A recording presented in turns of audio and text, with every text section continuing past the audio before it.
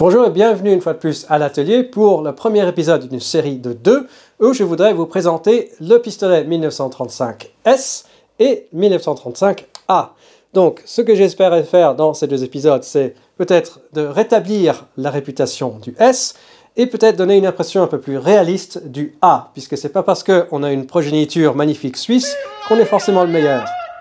Le pistolet 1935A proposé par la Société alsacienne de construction mécanique, SACM, et le 1935S proposé par la manufacture d'armes de Saint-Étienne sont les deux pistolets qui émergent gagnants des essais longs et laborieux qui aboutissent enfin en 1936 pour déterminer le nouveau pistolet réglementaire français.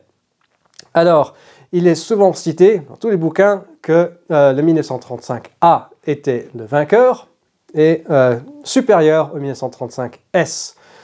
Alors, il faudrait pouvoir consulter les minutes, les protocoles des essais pour vraiment déterminer la supériorité du A ou l'infériorité du S, mais à mon avis, la différence n'était pas si grande. Quoi qu'il en soit, il était clair que les capacités de production de la SACM n'étaient pas suffisantes pour produire le nombre de pistolets requis. Et donc, pour combler ce manque, il fut décidé d'adopter en parallèle le 1935S. Donc, début 1937, nous nous retrouvons avec deux pistolets réglementaires. Encore faut-il les produire. Alors, en ce qui concerne le 1935A, on va laisser un peu de côté pendant cet épisode, mais il suffit de dire que la production n'a pas eu particulièrement de problème. Il fut entièrement produit par la SACM et ils ont commencé la production tout de suite. Et déjà en 1939, ils en ont produit 10 000. Donc c'est le pistolet réglementaire indigène le plus répandu lors de la bataille de France. En ce qui concerne le 1935S, ça n'a pas été si facile. Alors comme je viens de dire, la production du 1935A va de bon train dès son adoption. Il faut attendre par contre au moins 3 ans pour voir le premier pistolet 1935S sortir de l'usine de masse. Pourquoi ceci? Eh bien, en fait, l'intention de la manufacture d'armes de Saint-Étienne était de confier la grande majorité de la production à l'industrie privée. Donc je ne sais pas si les intentions de la masse étaient connues de la commission d'armement au moment de la sélection, mais quoi qu'il en soit, suite à son adoption, il suit des interminables discussions entre l'industrie privée et la masse qui voulait étroitement contrôler la production. Et elle a même refusé l'aide, l'assistance de la manufacture d'armes de Tulle, qui était aussi avait la capacité et la volonté d'assister au projet, mais non, la masse voulait insister, c'était son projet et personne n'allait y toucher. Bref, tous ces projets de collaboration aboutissent à absolument rien. Et en fin de compte, c'est bel et bien la masse qui effectue la production initiale de ce pistolet avec uniquement les chargeurs confiés à l'industrie privée.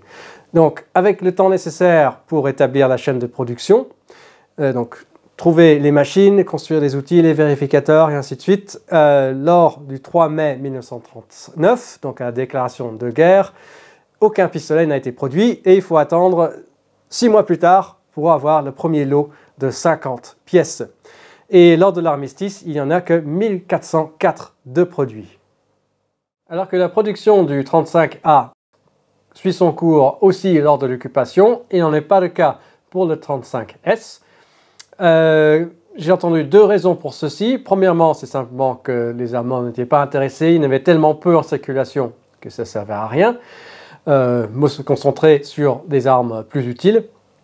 L'autre raison, c'était que peut-être l'outillage nécessaire fut dissimulé par les employés de la masse.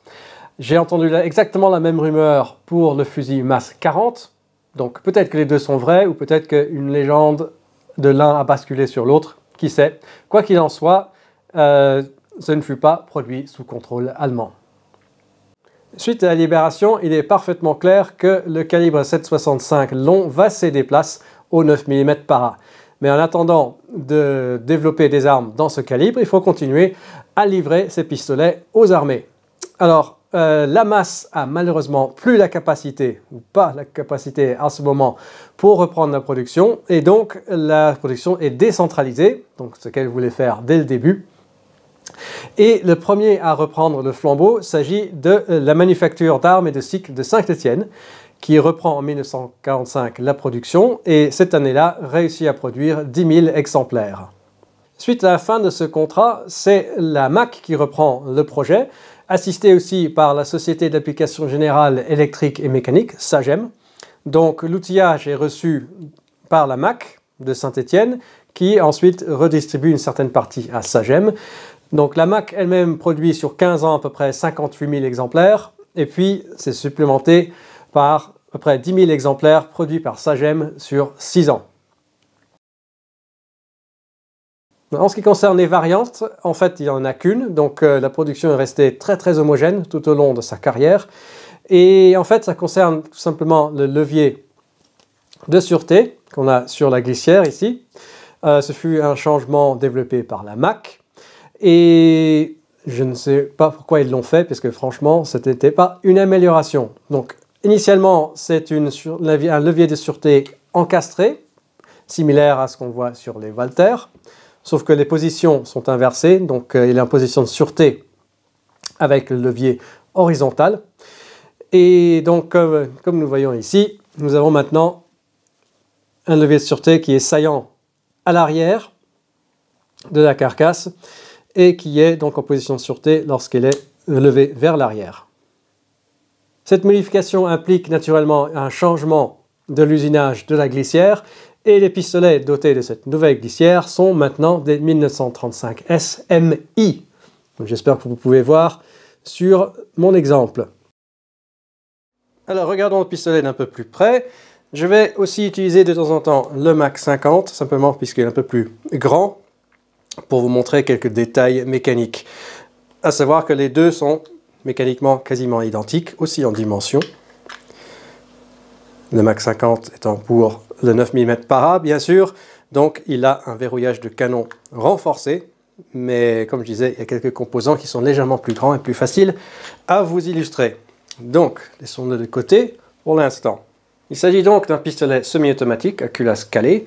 Le verrouillage est selon le principe Browning, donc par recul court. Donc dans la première phase de mouvement, la culasse chemine en arrière, brièvement avec le canon, qui lui va basculer vers le bas. Et à ce moment-là, le canon n'est plus solidarisé avec la glissière, et la glissière est ensuite libre pour faire son cycle de chargement. Le canon est relié à la carcasse par une biellette, que je vais vous montrer. Alors le démontage sommaire est très facile. Il faut juste pousser la glissière en arrière jusqu'à ce que ce cran corresponde avec le cran de la pédale de goupille, comme ceci, et chasser la goupille, et le tour est joué. Notez aussi que le ressort récupérateur et sa tige sont une seule pièce, donc ça ressemble à ce qui est utilisé sur le rubis, mais très cher petit rubis. Alors, le canon, donc voici la biellette, donc celle-ci est fixe par la goupille à la carcasse, et ça permet donc le pivotement vers le bas. J'exagère un peu le mouvement, bien sûr. Alors, le verrouillage du canon à la glissière est fait à travers un épaulement, ici, au niveau du tonnerre, et ceci va se placer contre un épaulement, contrairement à ce qui est dit dans la littérature, pas dans la fenêtre d'éjection, puisque celle-ci n'est pas traversante. Elle est seulement sur un côté. La glissière serait peut-être insuffisant, mais en fait l'épaulement est à l'intérieur, donc en retrait de la fenêtre d'éjection. Vous pouvez la voir ici. Donc c'est une solution très moderne, donc c'est ce qu'on voit maintenant sur quasiment tous les pistolets semi-automatiques modernes, sauf que eux ils utilisent vraiment l'épaulement, donc la face avant de la fenêtre d'éjection, parce que celle-ci traverse entièrement la glissière. Donc ceci est un modèle antérieur à ceci.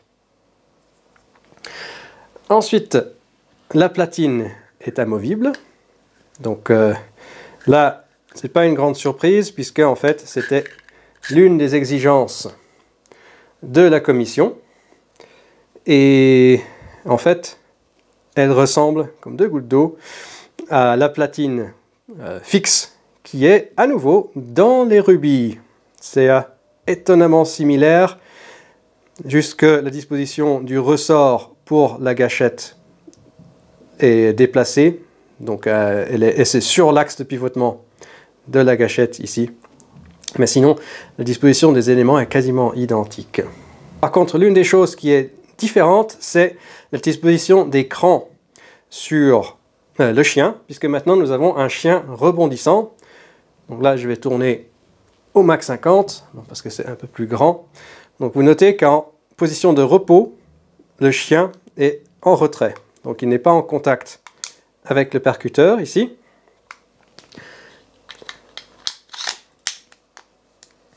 C'est-à-dire qu'il est en position neutre et il ne peut pas avancer, frapper le percuteur tant que la détente n'est pas appuyée. Donc là, on voit la position neutre en retrait. Donc il s'agit d'une sécurité supplémentaire à la sécurité qu'on met ici à l'arrière, qui bloque tout simplement, ou qui empêche le chien de frapper le percuteur physiquement. Donc lors du tir, le chien dépasse son point neutre, va frapper le percuteur et revient en sa position de sécurité et à nouveau donc bloqué. Le chargeur a une capacité de 8 cartouches et il y a une curieuse petite saillie ici côté gauche, et c'est l'une des raisons pourquoi les chargeurs S ne sont pas compatibles avec une carcasse A, puisque la carcasse du S a une gorge pour le passage de cette saillie. Alors, cette saillie a deux fonctions.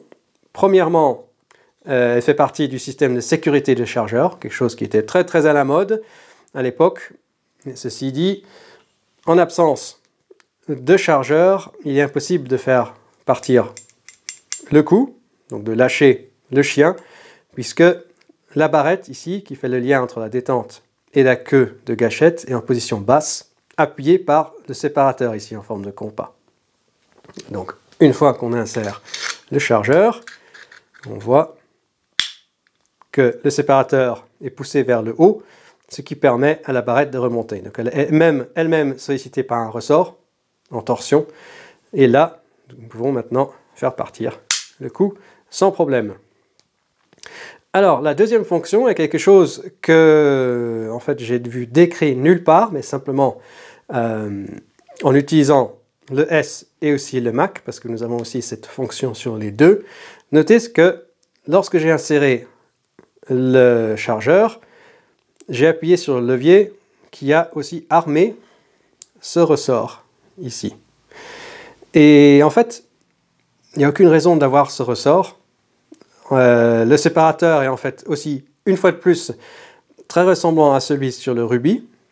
Et sur les rubis, nous avons simplement une tige unique qui fait en guise de séparateur, qui est sollicitée simplement par le ressort de la barrette. Donc en fait, ce ressort ici est superflu, sauf si on veut vraiment assurer le système de sécurité. Par contre, puisqu'il est maintenant armé, grâce à l'insertion du chargeur, cette patte inférieure appuie aussi sur la saillie et ça permet une excellente éjection du chargeur. Donc je pense que ceci n'est pas une coïncidence. Comme je dis, je n'ai pas vraiment trouvé de preuves que c'était explicitement voulu, mais ce séparateur est tellement compliqué que je pense que ce n'est pas un accident. Donc on voit, vraiment, c'est franc. On peut faire avec le Mach 50, c'est pareil. Nous avons vraiment une super éjection des chargeurs. Alors dans la plupart des pistolets, c'est tout à fait normal d'avoir une éjection partielle. Ceci parce que la géométrie est telle que la planchette ici va pousser très légèrement sur le dessous de la culasse dans la glissière quand le chargeur est vide. Et ceci, si on va sur le A, permet une éjection partielle, juste pour donner une meilleure prise. Mais c'est tout autre chose que l'éjection franche du 35S et du Mach 50. Et ceci dû à ce séparateur très compliqué. En ce qui concerne les organes de visée, ils sont naturellement fixes, normal pour une arme de poing réglementaire à cette époque, mais ils sont très bien dimensionnés. Donc à l'avant, nous avons une rampe texturée pour empêcher les reflets, qui est assez large, Donc ça donne une silhouette rectangulaire. Et nous avons aussi une encoche à l'arrière sur le busc qui est assez large et qui donne une prise de vue assez rapide.